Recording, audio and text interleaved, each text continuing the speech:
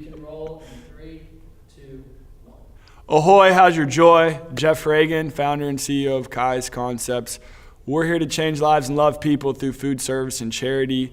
That's what our heart's for. It's for you. It's for loving you and not just helping feed you, but help fueling your best, because that's what you were made for. We believe that everybody's made for love and greatness, and that is our choice. And we want you to believe it and behave it, and we want to be a part of that journey with you.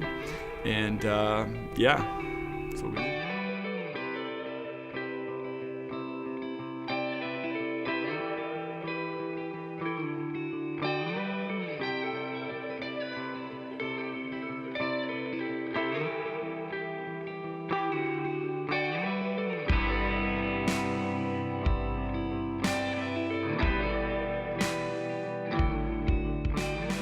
Why Haiti? Great question. When we were first starting, there was only 4 of us, and I felt the need to do something more out of our comfort zone.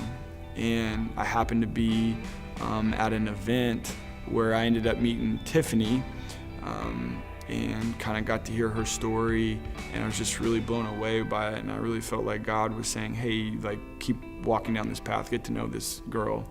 And basically, it got to the point where she said, hey, we're taking a trip in the summer. If you should come, you should see if you have a heart for it. And so we did, and we shut the business down for a week. And most people thought that was insane. You have this startup business that's, who knows if it's going to make it or not, and you're going to shut down for a week to go to Haiti and serve. But it was just the right thing to do. You know, we've got to practice what we preach. And nobody was there to preach to it that day, because there was just a couple of us, and we weren't very big, obviously. But we ended up going, and I remember getting into Haiti and getting off the, I guess you'd call it a bus or a shuttle. There was another 3.5 hour out into rural Haiti, and we got out, and we get up to this orphan home where we're supposed to stay at. And I remember walking in, and like instantly all these little kids run up to us, and they start grabbing our legs and kind of giving us the like hand look up to grab them. And it was just a melting moment.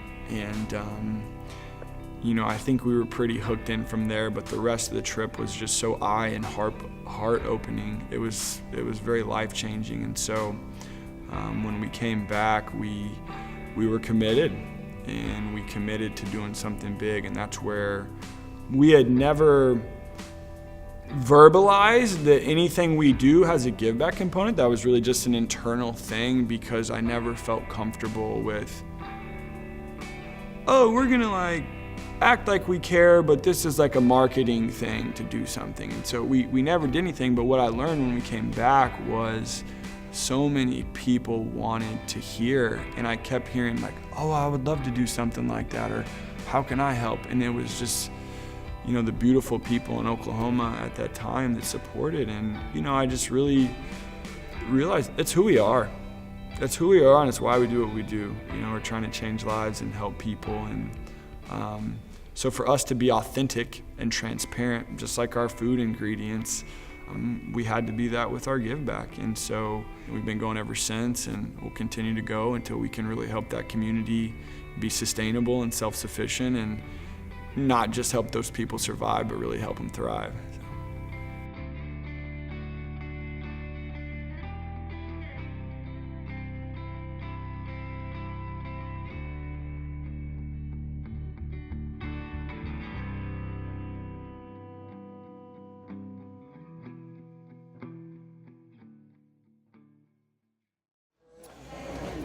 Probably not going to make this flight. It's a good lesson in patience. It's going to make us really want to be there more. Yeah. I'm not really sure what's going to happen, but you know.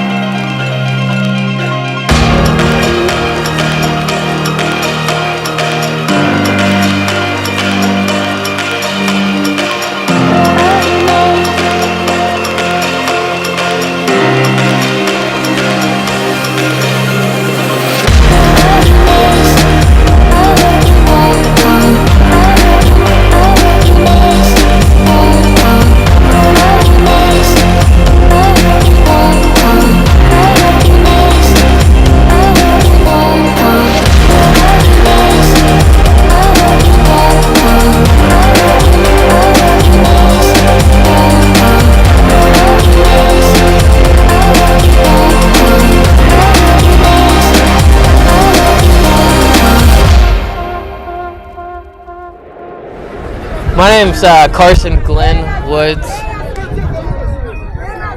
What up? My name is Sam Wolf. Yeah, I kind of made my introduction just like Carson Glenn Woods. How many times have you been to Haiti? It's my third time. Third time's a charm. How would you describe your experience this time? This time's great, man. We actually got to help move some rocks for Eve's wall so that they can have a school. It's our second time out to this village. Got a pretty good soccer game in. Lost, but we always have next year to come up here and hopefully get them. So, a couple good soccer games, building relationships, trying to love on some people, help out where we can. Right now, handing out some shirts, some food, a little bit of water, underwear, things like that. Really just trying to give back some of the resources that we've been given. Obviously, being able to do what we do, we love it. Love helping out. So, I want to thank everybody that supported us. It's really because of your support that we get to do things like this. What did you hope to get out of this experience?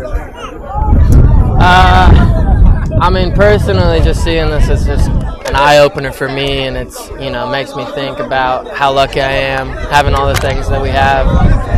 But really for them getting t-shirts, food, water, the love that we give to them. Really I just hope they get the most experience out of us being here, and then anything we can do to help them. So. What about you, Sam? Man, this week is always pretty crazy. The trip puts a lot of things into perspective. These people don't take anything for granted. They cherish running water. They cherish the littlest of things, beans, rice. So always just trying to know that we are blessed and we've been given so much. So really, like Glenn said, just trying to help out where we can, and hopefully we can pour into these people and maybe change some lives and help them to see the love of Christ. Man, if you get an opportunity, definitely come out here. Yeah, anything you do, any little thing you do out here changes these guys' lives in a big way that you don't really notice. Hugging a kid, showing them love, it goes a long, long way. So if you get an opportunity, don't pass on it. It's hot, it's hard, it's sweaty, but it's fun. It's worth it. Really, you're not only changing somebody else's lives. I truly believe that my life has been changed since I've been coming here, and lives get changed going back as well. So Thank you guys. Appreciate it. yes, sir. Thanks a lot. What is your name? Colby. And how many times have you been to Haiti? First time. My name is Landon. This is my first time as well. How would you describe your experience so far in Haiti? Go to him for a second. Let me get a It's very eye-opening. You hear from others, or you hear from stories, just what to expect, but seeing it face-to-face and seeing the interactions with the people makes all the difference, and it really is a different world, and it shows you how much love can go a long way. Yeah, it's absolutely insane. Hearing about it and stuff is completely different than actually seeing it in person. Like he said, it's eye-opening. And we're over here just handing out T-shirts, and it's like they're getting so happy with just like tank top and stuff. Back home, we can go to the store and get a tank top whenever we want. It's sad, but at the same time, it kind of puts life into perspective to where like the things back home, how much we take some of them for granted. So I enjoyed that part of it. What did you hope to get out of this trip before coming on the trip? What did I hope to get out of the trip before coming on it? I hope to grow as just a person, as to learn more about myself and to learn more about others. And they don't even speak English, and just a few facial expressions just means the world. And smiling and waving is one of the biggest things. They absolutely adore it, and I don't know. I'd say just for me to grow as a person and be better to the people around me and appreciate my life for what I have. Yeah, I didn't really think about what I wanted to walk away with it, but he said it good. Just figuring out how much, like I said before, how much we take for granted, and just appreciating all the small things like running water, clean water we can drink just from the sink instead of having to drink like filtered water. So yeah, just appreciating the small things in life. Tell them to show the KiZE. For someone who's been thinking about coming on a trip like this, has never done it before, what's your advice? What do you recommend to them? I recommend doing it at some point in your life. I wouldn't strain on doing it immediately or making it a habit each year, but I would definitely make it a point to do it at least once in your life to definitely better yourself and learn more about other cultures. Yeah, definitely do it. I was kind of hesitant on going, but I'm very glad that Jeff pushed both of us to end up going, because it's crazy. It's absolutely insane. Like, I don't know how to put it into words, but yeah, if you think about going to Haiti, you should definitely do it. Awesome, guys. Appreciate it. Thank you. KiZE, as being someone who's been to Haiti before, what was your expectations coming back to Haiti? Man, you know, it's like even though you've seen it before, it's still shocking, you know, and I think this time I got to actually be in the moment more, whereas last year, the whole time I was in such a state of shock and surprise and just like awe that, you know, it was like overwhelming. But now I knew what to expect in a way, and I could be here and actually be with the people. And this year I was a little bit more balanced, whereas last year I like only did photos and videos. This year I got to play, and I got to experience the joy of playing and being with the kids, and just the little things that mean so much here. But my expectation, I knew that it's going to be transformative, even though I've already seen it before. It's going to be different even if you go to the same place. So can't say enough good things. All right, that's all I have. Thank you, man.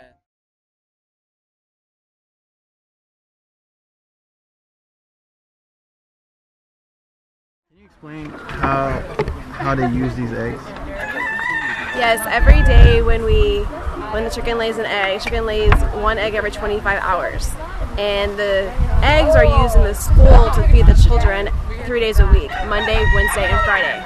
The other 3 days, Tuesday, Thursday, and Saturday, the eggs are sold in the marketplace. So we're able to provide men in the marketplace an avenue to sell eggs, feed their families, and have a living for themselves. So we sell our eggs at an affordable price to the marketplace, but we still make a profit. So that money comes back into the system, where we're able to keep on feeding the chickens with the money that we raise in the marketplace. And also, we're able to give away so many eggs in the school every single day and feed kids that are starving and struggling with malnourishment. So the system is sustainable. As we begin to get more and more chickens and more eggs, we can feed more and more people that are starving. How long ago did we start doing this? We started our chicken farming project last year. We had a feeding program going where we were already feeding that many children a day, and we wanted to create a solution that would allow them to sustain the money and the food within the own country and provide jobs for the people as well. The really cool thing about the chicken farming project is we're now become one of the only schools in the nation that feed protein in the schools.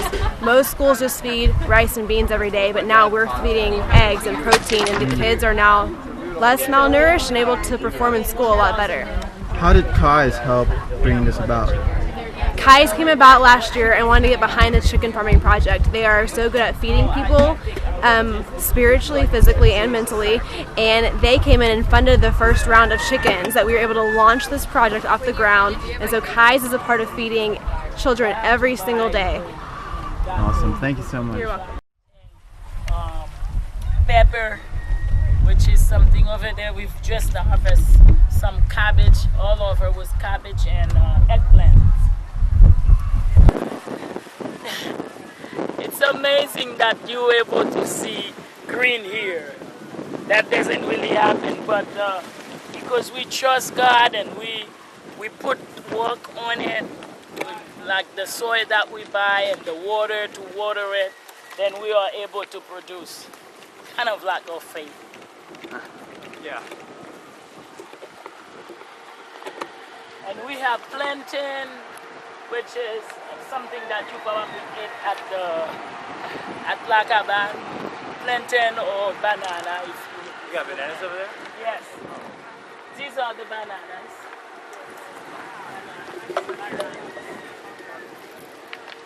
This is a fig tree.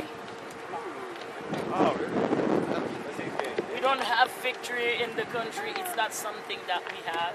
Love figs. And we just decided that we wanted to plant something that nobody really planted, and we weren't sure. But we've been eating from this forever. Now we understand, once I have that tree, I understand why Jesus cursed that tree, because it didn't have, because this tree always have a fig. Always. There's always a fig. When this is small, then you have a big one, you have some big ones, and as it goes, and then you have some that are ready to eat. So it's constantly. You cut this and you stick it on the ground, you grow. So I only had one tree and now I have so many of them spreading all around. But the people in Haiti, they don't know. They don't know this tree. So we're going to be the one introducing it to them once we have a lot of them. Then we're able to give them so they can plant. Once they eat it, they will know.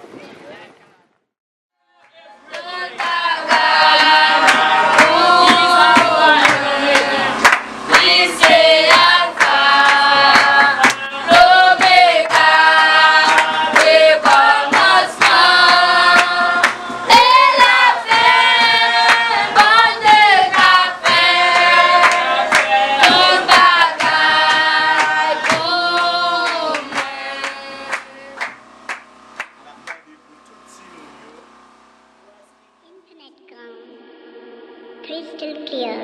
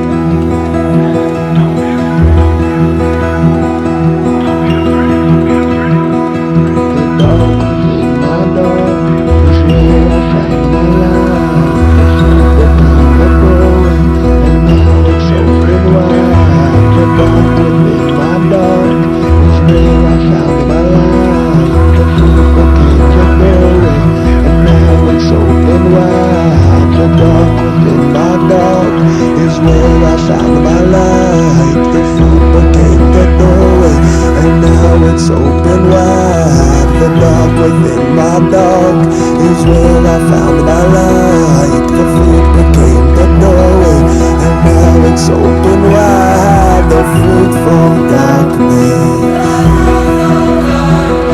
is all around us. The fruitful darkness is all around us. The fruitful darkness is all around.